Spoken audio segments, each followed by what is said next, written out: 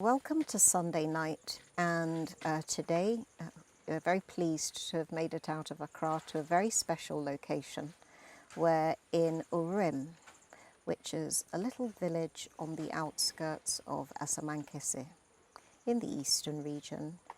And as you can see, we're surrounded by greenery and trees, specifically cocoa trees. We're here to talk to the owner of the Ohene Cocoa Farms, Nana Aduna II, a Chiamehene of the Ekwapim traditional area, cocoa entrepreneur, physician, agitator, visionary, amongst other things. But we're here to talk to him about the farm. Thank you for asking me onto the farm, Nana Aduna. And thank you very much for making it out here from Accra. Oh, well, it's something that you're familiar with because, of course, it's a journey that you make. How many times a week? Usually once, but occasionally twice a week. Yeah. A long, hard road. What is it that keeps you coming back to this farm? This place is magnetic. I mean, there's a certain peace that and tranquility that you experience when you come here. It's almost like it's a kind of a spiritual journey. So, and as the productivity and the place has improved, it's almost again magnetic. So it's very easy to come back. It's quite easy to come back. You don't have to fight to come back. No, on the contrary at all. So tell us a bit about the story of the farm. I know you've spoken about this in other quarters, but just for the benefit of listeners. So this farm started out when? And the land, well, okay, more like around about close to 100 years. So we put it roughly around about 1922, incidentally. So next year is our 100-year anniversary. But yeah, so my forebears, predecessors, one particular, Nana Kofi Inchi, Achamina at the time, came this way. They got the land. They started with other families, tenant farmers, extra. So that's basically how this patch started. There's another family they came with. That's the Kofusu family. So we kind of share a border with them. So that's how they came here. In terms of course, it's been here for some time, productive but declined. So, but in terms of myself, in the last since the year 2000, when I took over the mantle and really was introduced to this place in 2003, and so since then we've had to do some rehabilitation here, and right up to this stage, this is what we have. So that's a short summary of. Now, you said your forebears, so this land has always been under cocoa cultivation as long as your family has owned the land? Yes. And you spoke about taking up the mantle. What was that taking up of the mantle? Well, it was in terms of the chieftaincy or the head of family and the head of family responsibility. So that's... So explain to us. Explain to us. Okay. In which year you became? It was the year 2000, again, matrilineal system in terms of account system. So I was fortunate enough to be selected to take over the mantle, and that's what I mean by went through the process of swearing allegiance to the paramount in Oworam at the time, Nosiade and Dankwa, the third of blessed memory. And then it was a matter of then doing one's traditional responsibilities to the overlord, plus taking over the family responsibilities of land, how to resuscitate, care for the family, etc. So I think our system is such that when you are given the mantle of leadership, you also privileged to be given certain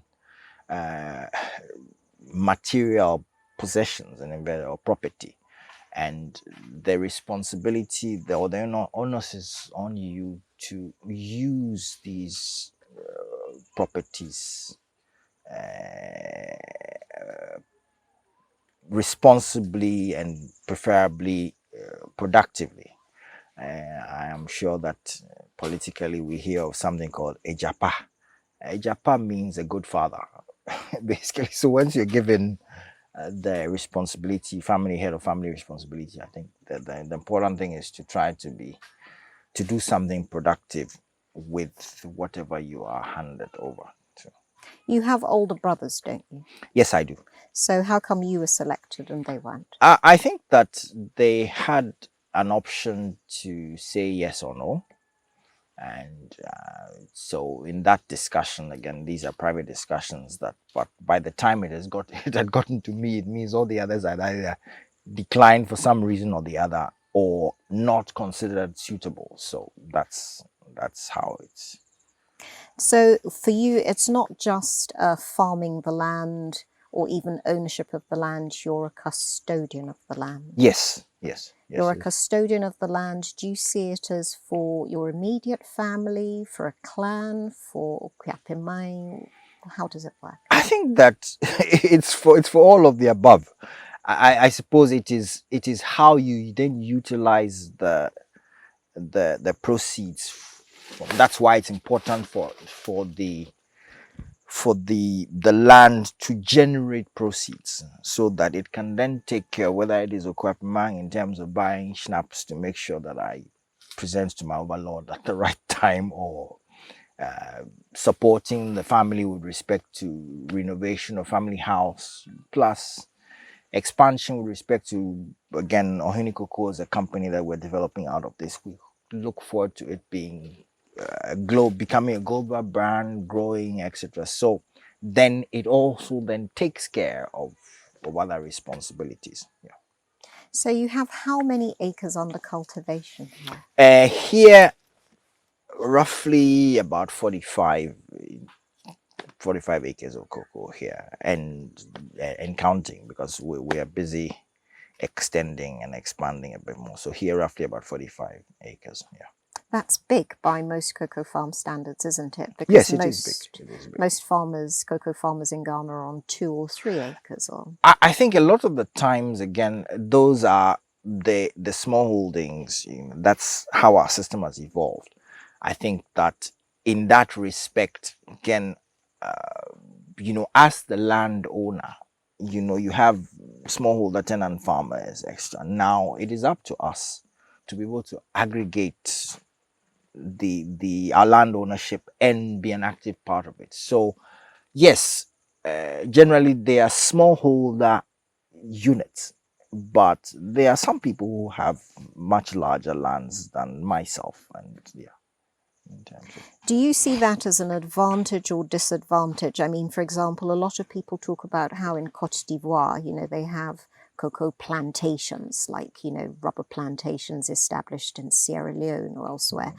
Do you think that if cocoa farmers were to restructure how they work and maybe have bigger size farms which could be farmed commercially, in which venture capital companies could get involved, that's a way forward, or would we be losing something? I think that you're beginning to touch on land ownership, and that's another angle also, or that's another aspect altogether. I think that for us to make the right progress in terms of, again, larger holdings or commercial productivity, etc., it's not necessarily even the large structure, the mechanization in inverted commas, but it is more about how you organize and involve, and how much you supervise what farm you for whatever farm you have. I mean, there are very successful farmer cooperatives in Ghana that are able to pool themselves and their resources together. So in that respect, it's very much about, one, how you relate to your tenant farmers, or those who you're working with, and importantly also the supervision. I think that what I have I think, done differently. Again, I think we're talking earlier on about the legal entities, or the legal the legal what word should I use? Whether it's tenancy agreement, whatever that we employ in cocoa. Now, historically there have been two. There's been the Bunu system and there's an Ebusa system. A Bunu is 50-50. That's 50 proceeds to the landowner, 50 proceeds to the tenant farmer. And then there's a Busan, which is 2/3, 1/3. What I've basically done is, and when the 2/3, 1/3, you provide all the inputs. The tenant farmer just tills the land. The 50-50, the tenant farmer is actually supposed to find everything and take and use it. But what I've done is I've actively provided all that needs to be done with respect to whether it is seedling, spray, whatever, and make sure that the work gets done. So whether it's time to spray, whatever, or inputs that are needed, but then we still maintain a 50-50, whatever, after the deduction of the cost. That supervision actually makes the big difference between just leaving the tenant farmer to do as and how he pleases, and you arriving just to collect your share of proceeds, which is what we have gradually, the kind of arrangement that we've gradually slipped into, as against being an active participant and collaborator in terms of making sure that you come, you see the thing being done, but then at the same time reward people who you're working with appropriately for their efforts. Yeah. So it's like the difference between an absentee landlord and somebody who is engaged and involved, like yourself, with the process of farming week to week, year in and year out. Yes. Is that engagement something that is, you've explained why it works for you? Is it something also to do about the way you relate to people anyway?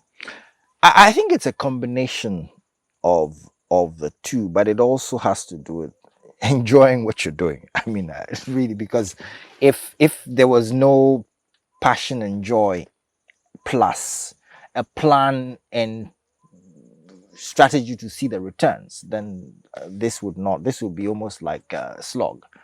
But because clearly one is enjoying this too, there's a plan to see the real returns of, in terms of what we can do and use cocoa for. So I think that makes my application to this whole exercise. I think I apply myself a lot more. Yeah. So you took over in the early 2000s, as you said, when you got made Asamankese, and you found the land covered in diseased trees pretty much. Can you briefly just describe the process you went through of clearing the land? First and foremost, let me say that it was like a war. To put it bluntly and mildly. I mean, here's this new young chief who comes, and there are these trees that have been there for 60, 70 years that we do get something out of it. Might not be much, but then you just come and you want to come and just cull them and clear whatever the disease. The point I'm making is, again, I'm experiencing why a lot better now, but there's an emotional attachment to these trees, and so unless you are brutally logical and scientific and whatever, to actually then cut them all down, stuff. Anyway, so basically we there was this project that went on with that started cocoa rehabilitation, I think somewhere in the early 2000s. So basically it was culling the tree right to the lower base of the stem and treating it with what we call an arboricide, which basically kills the tree off, and then waiting for a little bit of time, creating a barrier before replanting. So you say it was a war. Was it a war with the people on the farm because they didn't want you to cut down the trees? Yes, it was. It was actually. It was actually. I mean, to the extent that yes, and again at the time, those who were instructed to do had certain schedules, etc. But as soon as there was any conflict or any potential trouble on the land, and so this, like I said, the whole process delayed for some time until we actively moved in and did the culling ourselves. And when I say ourselves, I mean, it was literally coming with the chainsaws and doing it ourselves. How many trees do you reckon you cut down? Well, I suppose if you are saying that we replaced initially about 20 acres and then we did another 15 and then we did another 10 over time, then that, and if you're taking roughly cocoa is 400 trees per acre. So you just multiply whatever number that we did by 400 and you get an idea of, yeah. And then you started planting. Yes, yes. And how many trees did you plant in the first year? Okay. This whole project started around 2004. So the plot that we went in, the older trees, that was the first lot that we did. Then the second real lot was in 2010. That was really when there was real antagonism and commotion. Once we finished that batch and others started to see the fruit or the result, subsequently from about 2014, 2015, I mean, where we are right now is about 4 years old. So this is relatively new. So I mean, subsequently we've seen less of such resistance and activity. Yeah. And I mean, I noticed that the tree in front of which you're sitting it's just, I can't, how many pods are there on that tree? I mean, there's something like over 20. What is it that, have you got some secret in the land that kind of makes the tree I suppose especially? I would have to call the one who runs this place, Mr. Malik, to come and explain. But the honest truth, the secret behind this place is real organic manure. Malik has cattle as well. So he runs, so a lot of this is actually consistent cow dung, plus of course the basic care in terms of pruning, but a lot of this patch is really down to just good almost natural organic care. Intensive fertilizer, but just completely natural Yes, stuff. yes. Okay. And you were explaining about the ecosystem of what you've got here. So you do have some bigger trees in the neighborhood. So over there you had, is that an emery? You said it is? Yes, that's emery. Yeah, the straight one there is emery. Yeah. And you have what other kinds of trees? You Oh, have there is Oworam, there is some old Odum somewhere. There's what we call Nchinengo. That's like it's like a white and yellowish type of tree. Locally, it's called Nchinengo, which basically means salt and palm oil. And then which other tree? Then of course there's plantain and banana trees. There's avocado. There are oranges. So there's a whole mix. And I think that, again, the important thing is that cocoa is not a monocrop. Cocoa thrives best in a good agroforest environment where there is a balance. And so what you are witnessing and seeing here is actually a significant attempt to rebuild an agroforest ecosystem, but productive based on the viability of the cocoa in there. So you started replanting, you said the real battle was in 2010. When you started planting, did you know from the moment you put in the seedlings that you had something that would grow into what those of us who are city girls and boys know as Ohene cocoa, which is beautifully finished products? No, no, not at the time. Not at the time. I think that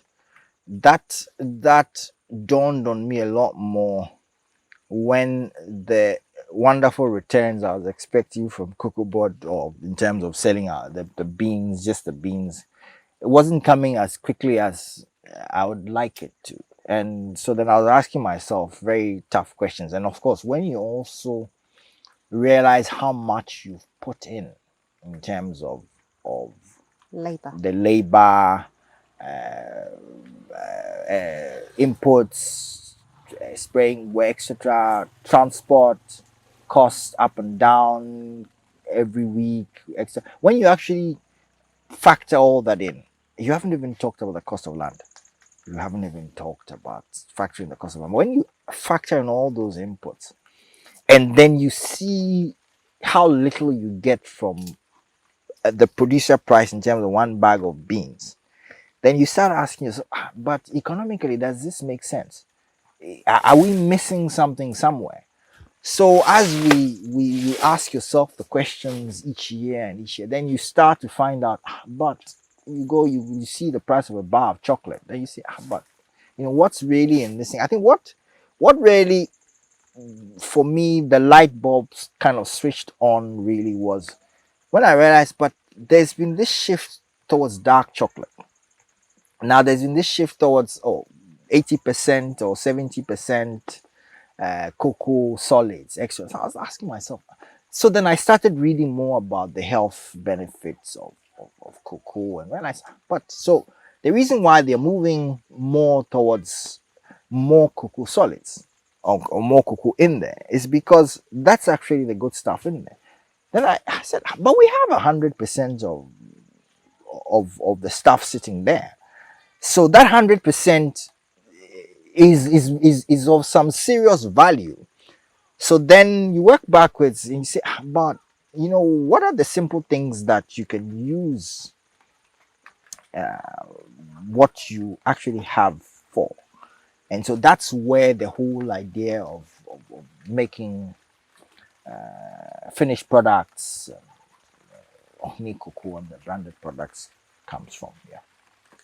So you talked about how little you got from selling on your beans. Where were you selling? We noticed a produce buying company yes. the So there are just up the a lot road. there are quite a number of the major LBCs around here, but we were dealing primarily with the produce buying company. Yes. Right. When And you say still do. LBCs, you Yeah. mean Licensing buying companies. Yes. Okay. And you then decided to start making something with what you had to see whether you could get more value out of it. How did you start? Started with ideas about trying to grind the beans into something or the other, and then we came up with simple nibs, cocoa nibs. And incidentally, around that time, the one I started with brought some sweetened cocoa nibs from the US. So these were just the nibs that had been crushed but had been flavored and sweetened. Sweetened with what? Sugar? Well, sweetened with sugarcane. Yeah, so that was brought from the US. So after we'd crushed that, we tried to do a similar thing with just pineapple. We tried banana. We tried various things. Initially, it tasted good. Then it started getting moldy, of course, because we're not doing usually good biochemical processes. Then we said no, but surely, again, looking at the healthcare benefits of just the plain nibs, I mean, the plain nibs themselves have a market. So now it became even simpler and easier in terms of, okay, crushing the nibs, taking the stuff off, and then using it or packaging it and selling it. Then the other ideas started coming up with making our cocoa crunch, which we thought about doing something very simple, but also aimed at something that the Ghanaian market kind of knew or understood already, which So just to explain, Cocoa Crunch is a bit like in Catty Cake. yes, But yes, the base yes, is cocoa yes, nibs, yes. and then you mix it with Mix, other yes, ingredients yes, to yes, flavour. yes, yes. So you do how many kinds of Cocoa Crunch? We do 4 types at the moment, 4 different flavors. There's the ginger, there's the coconut, there's the just plain cocoa, and then there is the peanut or groundnut.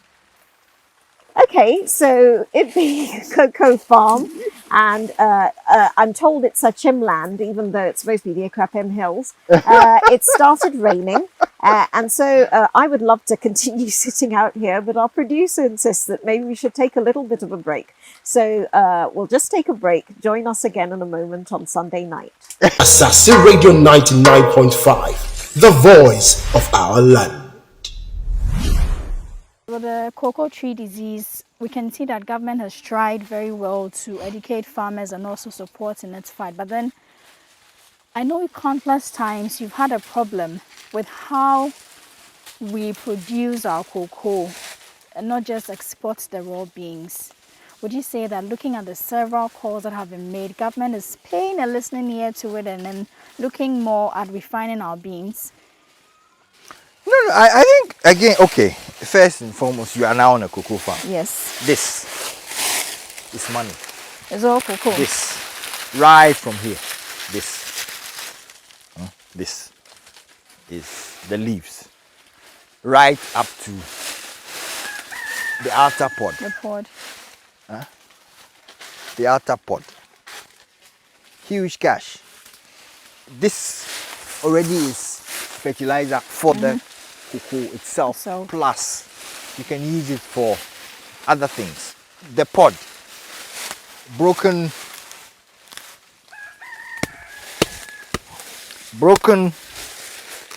this is cash. The pod This is itself. what, yes, this is what first and foremost, when ground into pellets, fish feed, Okay. fish farming, very nutritious. When it dries, you see the black, whatever, that's what they use for black soap. Okay. Crushed, Asamankese. Ah. Yes. This one is what they use. This is the potash. So what we In would addition to think that- is a damaged pod. Yeah, in addition to this is also potash as a fertilizer. Okay, so already 1, 2, 3 biofuel energy. Biofuel energy. Okay, so that's 4 things already. We've not even We've gotten not to the even seeds. gotten to the no. We've not even gotten to The then beans you itself. have this one, the beans. The beans. As you taste them, sweet.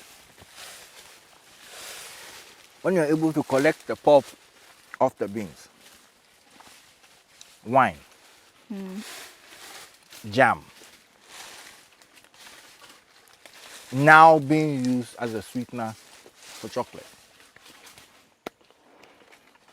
So we haven't even touched any brandy. The works. Yeah, and they're utilizing it. Okay.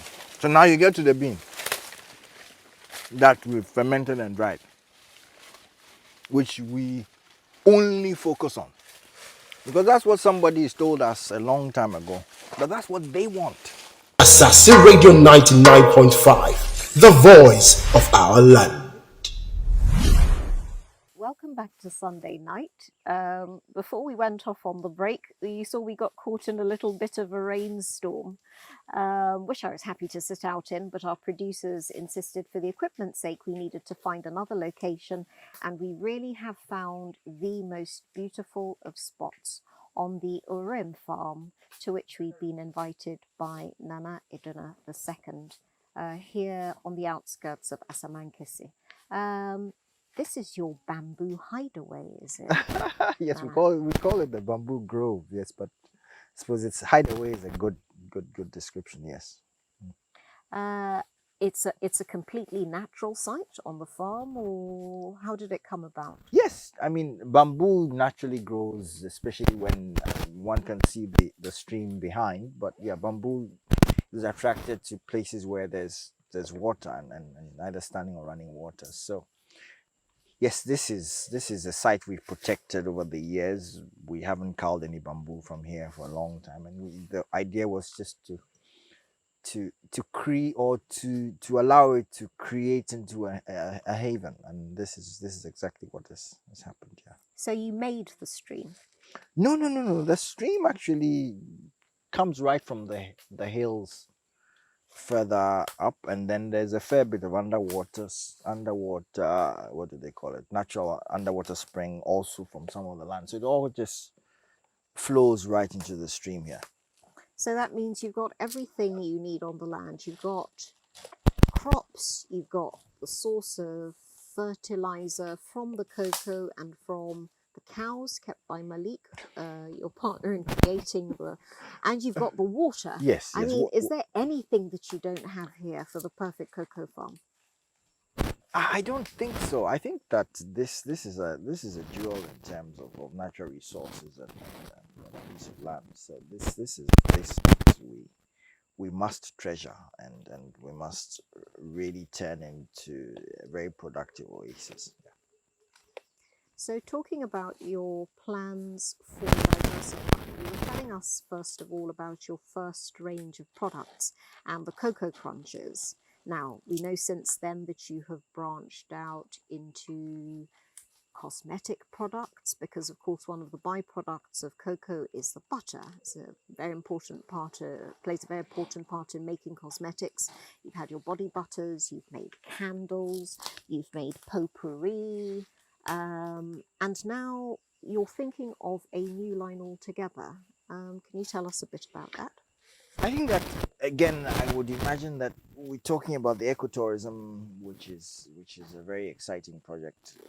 We've actually been working on it off and on, but it looks like it's also coming into its own with the support of the Ghana Tourism Authorities. So that definitely is very much. It's important to emphasize it to be a very COVID-friendly environment, open air. Natural breeze, plenty of social distancing when you do come on our trips, and also a lot of good natural, whether food or spices to have on this farm. So we're looking to develop this ecotourism product a lot more, and one of the places that we're thinking of is having a wonderful outdoor spa or in this bamboo haven where you can actually use all the natural herbal from cocoa, from we've got turmeric here, we've got some avocado here, we've got mango. So no, but describe to me what you mean by using them in ecotourism. I mean, of course, those things are good to eat. You want to have tourists here, and what do you want them to do while they're here? I think that there are many things to do here. First and foremost is going through the whole process of understanding first the history of the farm, understanding how cocoa is grown, how cocoa is processed, the side attractions with respect to seeing our seed farm, side attractions to seeing the origin of the stream and how it enters onto the land. There's sugarcane here. We're thinking of again going to some sugarcane, not processing, but making sugarcane juice. Then there's a whole, I mean, even just we're working on labeling the trees, so you see the different types of wood trees, etc. I think those will be the attractions on the farm, or some of the attractions on the farm. But I think in addition to that, we want to be able to fuse a a cultural display. So whether depending on the package or the audience, drumming and dancing with interpretation, libation pouring, so the works, just to make the experience Ghanaian and complete. And in fact, you've done some of these things already. Yes, yes, before yes, the COVID outbreak, yes, which yes, has thrown a lot of people's yes. plans out of kilter. You have had parties of people visiting the farm, and what did you do for them? Again, I think it was going through that simple experience of them experience what's happening on the farm, how cocoa is processed, grown, etc., taken into history, welcome, extra. So nothing too different from what I You've described. described. What we're looking for to do is to add more and to make the experience a lot more worthwhile. Historically, I'm sure you'd have noticed, and maybe you've not been sorry, but we've started naming the trails, we're just reorganizing stuff, so we almost upgrade the experience.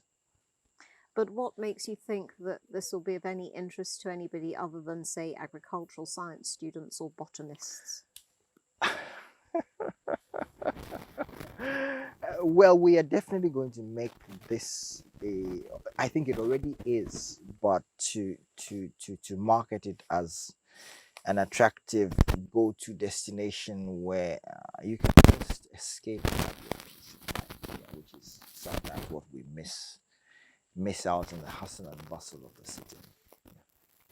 So, of course, you have been a very vocal proponent of the position of independent cocoa producers, both smallholders and people farming cocoa on a larger scale, like yourself. You seem to have some problems with the way the cocoa trade in Ghana is structured. I mean, this is at a time when we thought we had a great good news story from Cocoa Board with recent reforms introduced by Ghana and Cote d'Ivoire. What are your major objections to the way the cocoa trade is organized? I wouldn't describe them as an objection, but more or less a frustration in the sense that uh, we haven't structured, or we things are not structured such that we can take full advantage of the value chain, and that would mean that we grow the beans, we give it to cocoa board, they export. I mean, cocoa marketing company exports to the big cocoa majors in the world. They then do with as they please. Now, what I think that what we would like to see will be policies that encourage us to diversify into value addition, and into value addition that is sustainable here and supply all kinds of products from cocoa to other people. I mean, for a very typical example, look, Cocoa Board and through Cocoa Marketing Company do not do business with anyone who wants less than 50 metric tons of cocoa at a time. So that already cuts out a large chunk of, there should be a serious look at breaking those numbers down for and I wouldn't even describe them as smaller players, but for the other players that are interested in smaller numbers in terms of whether it's cocoa beans and preferably value added products. So that's one I think one simple example. Again, it's beginning to happen gradually, but I mean, why in 2021 are we still using or still relying on cutlasses and manual labor? I mean, how does that become attractive to the young man who has a cell phone? So by now we should I mean, these tricycles that you see around the place should be adjusted and motorized, etc., to suit the cocoa terrain. That's where our young engineers and etc. come in. But for that segment of the industry, whether it is mechanization, whether it is technology, etc., to be viable, especially to support, so one would say almost the cocoa support services, those services should be paid for, and those services should be paid for to entrepreneurs who then develop the technology, etc.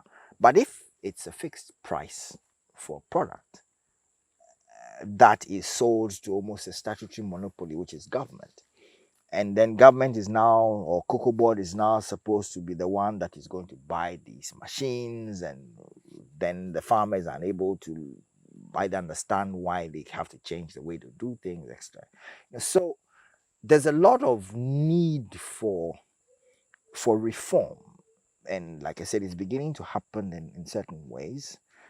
I know they're talking about this cocoa management system, etc., where they're trying to privatize some of the services, etc. But in the way that it would attract, again, younger, brighter minds, someone would say, show me the money and show me how I can make a viable living, not, and plus, if I want to get fabulously wealthy out of this, show me how I'm going to do it.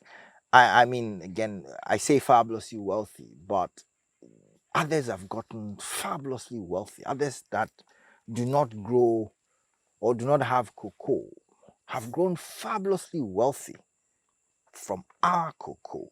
So why can't we, who, and then when I say our cocoa, I'm talking about the Cargills, the Nestle's, the big, they've grown, Linds, whatever, they've grown over the years, they've grown rich from our raw material because they're primarily trading, or whether in chocolate, etc., and cocoa. What stops us from being the beneficiaries of our own natural process? And to that extent, one's agitation and frustration is that we are still very much operating on the colonial model. Now, that's not serving us any good. After all, the raw material is still here. The raw material is not growing in Switzerland, or it's not growing elsewhere. If anything, they are the ones telling us how to grow it. It's high time that we made it work for ourselves, so we also get fabulously wealthy, whether as individuals or as a country. When you say a colonial model, what do you mean? I think that the president summarizes it quite nicely. The Gettysburg economy, which basically is uh, extracting raw materials to be shipped over to the colonial powers for them to then refine, utilize the best part for themselves, and basically resend the dredges back to us. That's the Gettysburg model. It's National Chocolate Week. How do you intend to market? Well, I intend to market, because unfortunately we do have a single origin chocolate brand that we've come up with, and that's really been in collaboration with Adansi, Adansi Sweets Chocolates. In they are a company based in Kumasi, and also with Seco Chocolates. I think again, the first and foremost, chocolate honesty is not our product. And when I say it's not our product, in the sense that it's not it's not originally an African food product, etc. That's why seriously, you've got to keep it in cool temperatures, otherwise it will melt. Okay, and also just the whole process of making it is quite laborious, and depending on how you want to make it, it's expensive. Now, yes, but it's still the most popular thing that's made out of our cocoa. So yes, why not? And again, I think we had a discussion about our crunch earlier on. We think that when our crunch has got to the production maturity stage that we hope to get it to, that it would compete very favorably, or to some extent, depending on who the audience is, actually outshine certain chocolates because of the 100% cocoa content and the health benefits, etc. So yes, fortunately, we are in the chocolate market as well. And importantly, we have a single origin chocolate, which basically means you can trace the chocolate right to the source on this farm, which means that we know how it's grown, we know what goes into the beans, etc., etc., etc. And that, unfortunately, when something is single origin, it usually is more expensive, and in that respect also it's not necessarily available in the mass. Yeah. So we're looking forward to Chocolate Day, and to a very selected targeted market. Yeah. It would also suggest, if you're concentrating on the bean to bar, as it's termed, end of the market, single source chocolate, Yes. that it's aimed for an expatriate or an export audience. Not necessarily. I mean, they are very discerning Ghanaians who enjoy or a good product in that respect. So yes, for anyone who's discerning enough to afford it, and there are quite a number of Ghanaians who opted for that, who've enjoyed it, and as well as expat market would mean Ghana or Africans, Ghanaians in the diaspora. It would mean Europeans themselves. It would mean Americans. It would mean Chinese, and yes, those who do chocolate know a good chocolate when those who know chocolate know a good chocolate when they taste one. And there's no doubt about the fact that our single origin chocolate is worth tasting and going after. Some would say that you're being very greedy and you're trying to cover all the bases because you now do a cocoa wine to go with your chocolate. That's not greed? I think that's just taking advantage of the availability of the raw material, and I think importantly also being extending oneself to work with collaborators, because the cocoa wine or the alcohol part of it is done by the Volta Winery, which is a collaborator, and so in that respect, it's another line extension that we've gotten involved in because we are fortunate enough to have the raw material. Yeah. So can you tell us, what is your favorite thing made from cocoa by other people? What's your favorite thing? What's my favorite thing made from cocoa by other people? Yeah. Wow, that's a tough one. Okay, what's your favorite thing made? What's your favorite Should thing I tell made? you honestly? Honestly. Bioko's Gary chocolate. The Gary and peanut bar. Yeah. Okay. How do I go? And what is your favorite thing made from cocoa that you make yourself? The favorite thing from cocoa that we make ourselves, for me, would be the cocoa husk tea. One of the things you've spoken about is, if you like, the imbalance of the way prices are fixed.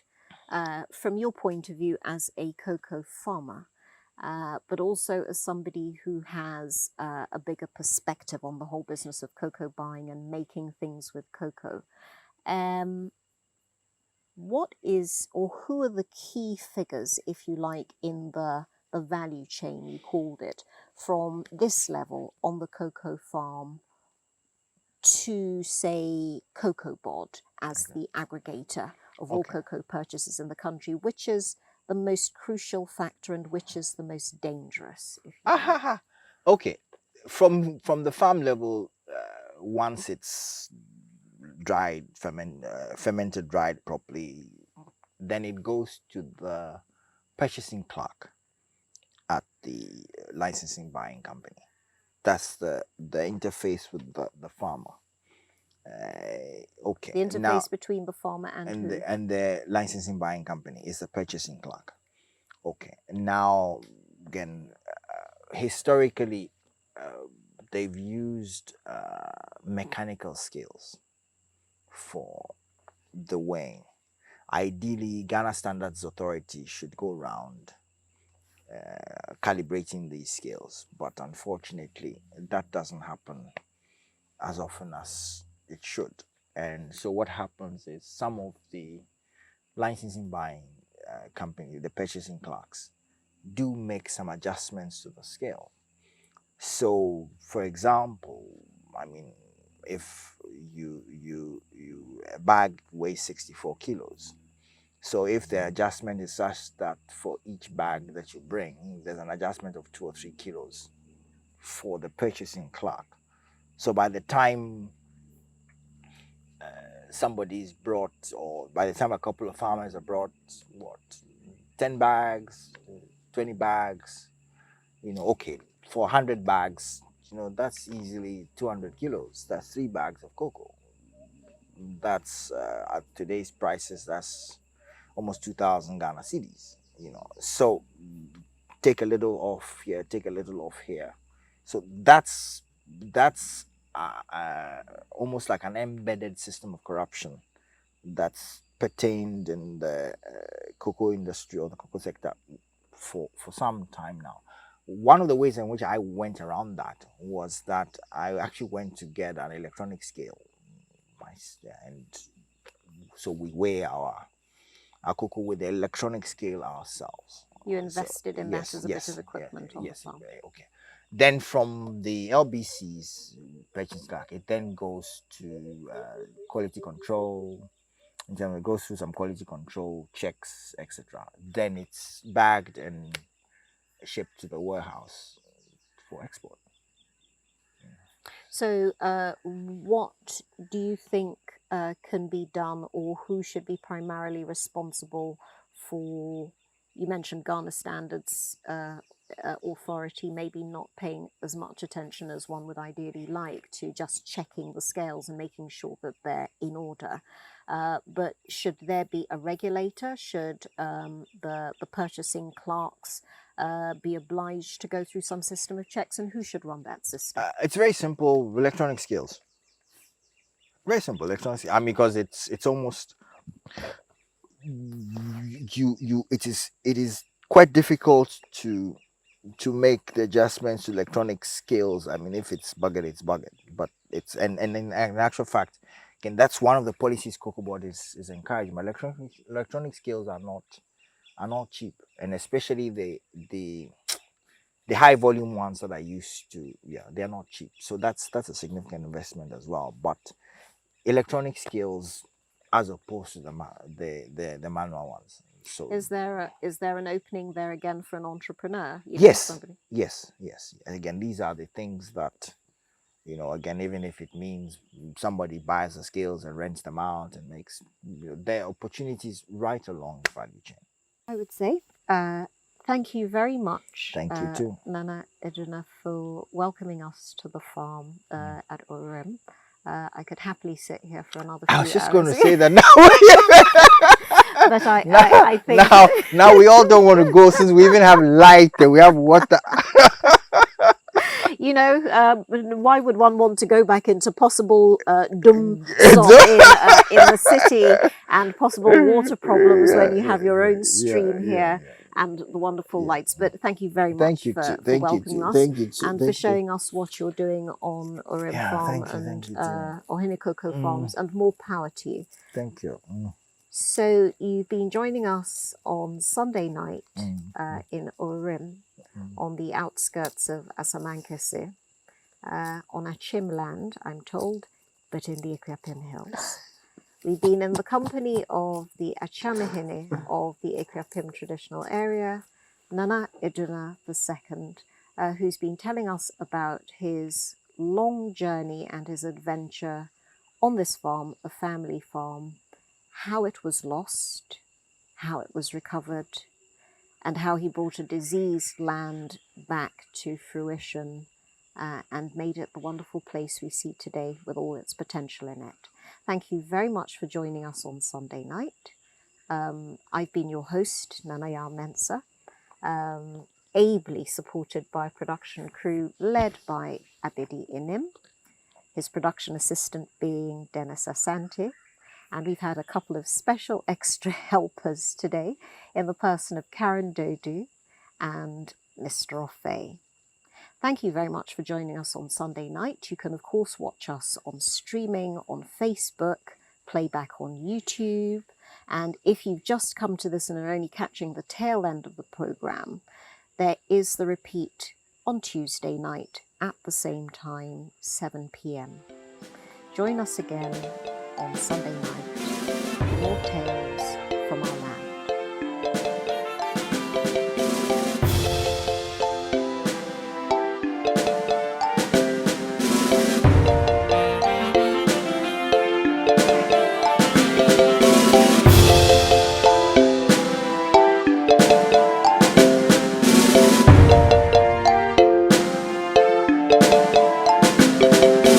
Assassin Radio 99.5, the voice of our land.